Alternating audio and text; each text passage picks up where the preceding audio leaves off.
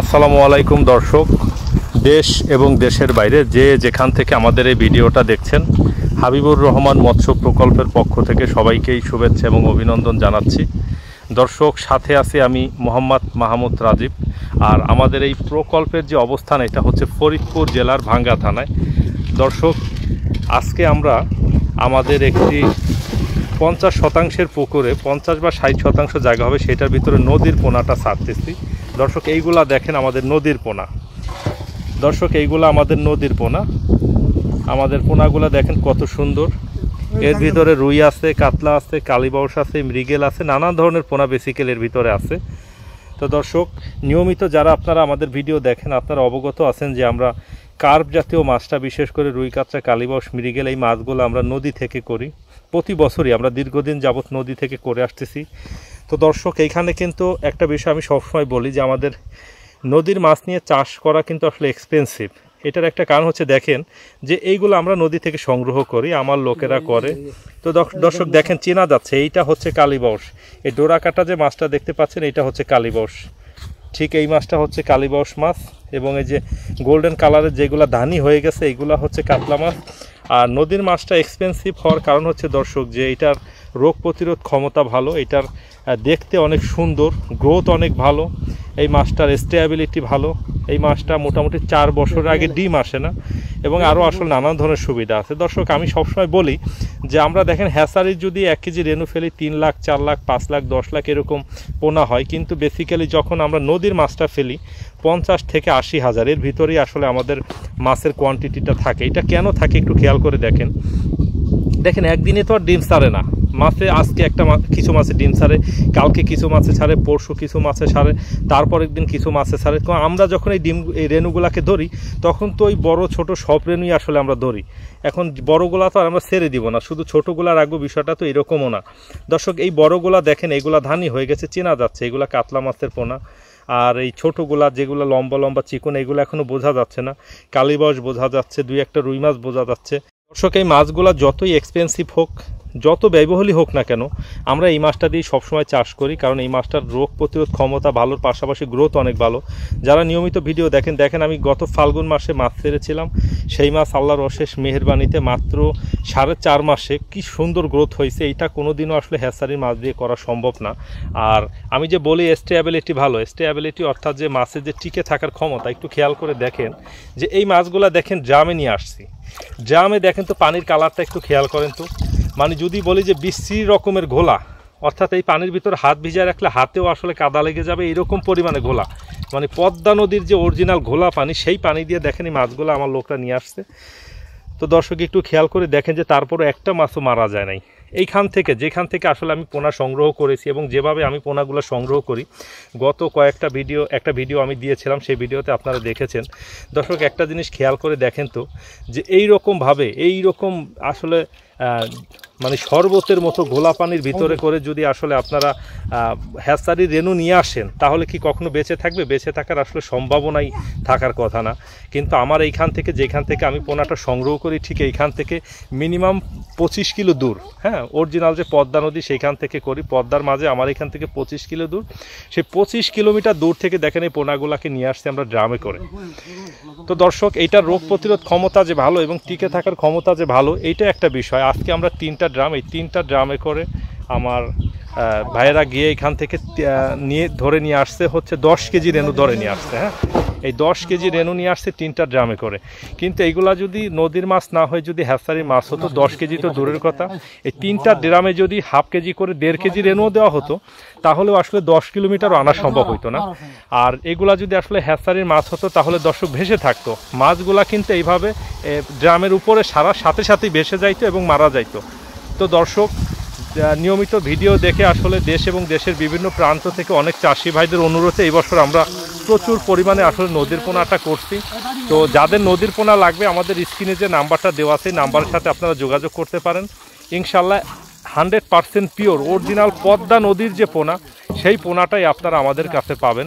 দর্শক, এটার একটা কারণ হচ্ছে যে অরিজিনাল পদ্মা নদীর পোনাটা সব থেকে ভালো পোনা।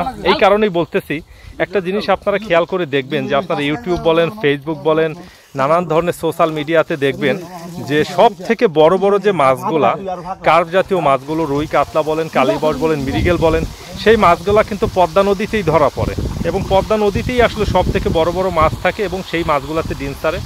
অনেকেই বলে থাকেন যে এই নদী ভালো, সেই নদী ভালো, মেঘনা ভালো, যমুনা ভালো, ব্রহ্মপুত্র ভালো বা হালদা ভালো। বেসিক্যালি সব নদীর পোনাই এক, সব নদীর পোনারই রোগ প্রতিরোধ ক্ষমতা ভালো, দেখতে সুন্দর, স্টেবিলিটি ভালো, রোগ প্রতিরোধ ক্ষমতা ভালো এবং ইনব্রিডিং মুক্ত। এই মাছগুলাতে কিন্তু ইনব্রিডিংগত যে সমস্যা, সেই সমস্যাটা নাই আল্লাহর রহমতে। দর্শক একটু দেখাই,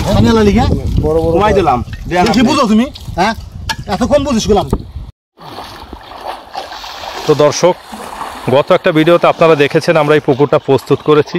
তো এই পুকুরটাতে এখন আমরা মাছগুলাকে ছাড়তেছি। এই টেম্পারেচার অ্যাডজাস্ট করে নিও। পানি কি গরম হয়েছে? হ্যাঁ, এই পানি কি গরম পুকুরের? হ্যাঁ, ঠিক আছে। তো দর্শক এবং সম্মানিত চাষি ভাইরা, ফেসবুক থেকে যারা আমাদের ভিডিওটা দেখছেন, আমাদের ফেসবুক পেজটাকে ফলো দিয়ে আমাদের সাথেই থাকবেন এবং ইউটিউব থেকে যারা আমাদের ভিডিওটা দেখছেন, আমাদের ইউটিউব চ্যানেলটাকে সাবস্ক্রাইব করে আমাদের সাথে থাকুন। হাবিবুর রহমান মৎস্য প্রকল্প নামক আমাদের এই ইউটিউব চ্যানেলটিতে মাছ চাষ বিষয়ক নানা ধরনের তথ্য আপনারা পাবেন, যেটাতে আপনাদের চাষ ব্যবস্থাপনা কিছুটা হইলে উপকার হবে ইনশাল্লাহ। তো দর্শক, এই নদীর মাছ সম্পর্কে আসলে আমি নানা ধরনের কথা আমার ভিডিওতে বলি। নদীর মাছ নিয়ে আসলে বেসিক্যালি আমরা কেন কাজ করি সেটা আমি অনেকবার বলছি, একই কথা আসলে বারবার বলতে ভালো লাগে না। আর এই বছর আমরা ছোট বড় সব মিলে এরকম 4টা পুকুরে আসলে রেনু ফেলতেছি এবং 5টা পুকুরে কাটাই করে পোনা নার্সিং করতেছি। ইনশাল্লাহ আশা করতেছি যে ভালো পরিমাণে পোনাই হবে।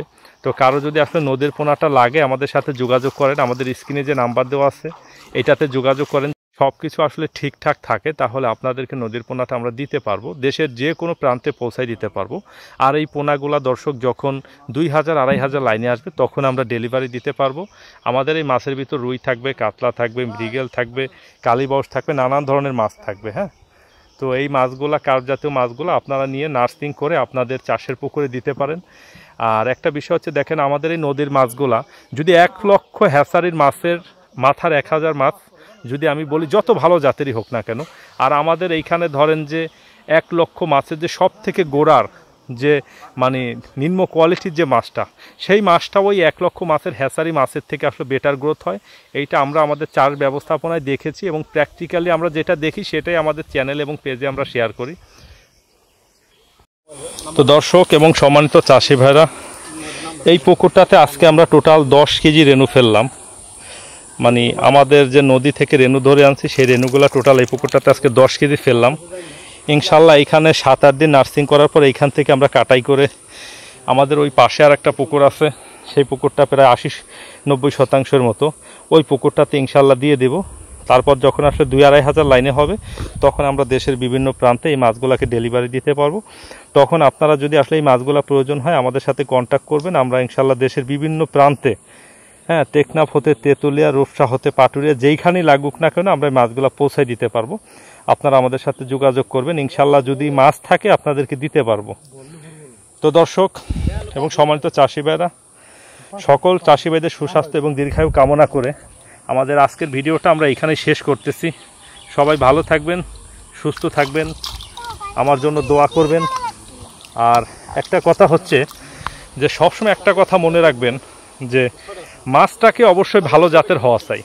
দেখেন নদীর মাছটা একটু এক্সপেন্সিভ হইলেও কিন্তু এই মাছটা দিয়ে আসলে চাষ করে মজা আছে, গ্রোথ হয় খুব দ্রুত, খাবার লাগে কম এবং অনেক সময় পুকুরের পরিবেশটা একটু নোংরা হয়ে গেলেও কিন্তু আসলে বাঁচায় রাখতে আমরা সক্ষম হই। এইটা একটা কিন্তু প্লাস পয়েন্ট। আর একটা কথা সবসময় মনে রাখবেন যে মাছটা, আপনারা যারা মাছ চাষ করেন, যারা মাছ চাষের সাথে সম্পৃক্ত আছেন, এই মাছের জাতটাই যদি ভালো না থাকে, আসলে যাকে নিয়ে কাজ করতেছেন সেই যদি সব থেকে ভালো কোয়ালিটির না হয় তাহলে কিন্তু চাষ করে কখনই আসলে ওইভাবে লাভবান হইতে পারবেন না। তো দর্শক সবাই ভালো থাকেন, সুস্থ থাকেন। ইনশাল্লাহ 15 থেকে 20 দিনের ভিতরে এই মাছগুলো ডেলিভারির উপযুক্ত হয়ে যাবে। আর এই মুহূর্তে আমাদের কাছে প্রায় 4-5 লাখের মতো পোনা আছে, যেগুলো অলরেডি প্রায় রেডি হয়ে গেছে, আর 1 সপ্তাহের ভিতর রেডি হয়ে যাবে। 3-4 জন চাষি ভাইয়ের রিকোয়ারমেন্টে মাছগুলো করেছি, তাদেরকে দিয়ে যদি আসলে থাকে তাহলে দেওয়া যাবে, আর না হলে এইখান থেকে যে মাছগুলো আছে এই মাছগুলো যারা আগে বুকিং দেবে তাদেরকেই আমরা দেবো ইনশাল্লাহ। তো ভালো থাকবেন, সুস্থ থাকবেন। আসসালামু আলাইকুম।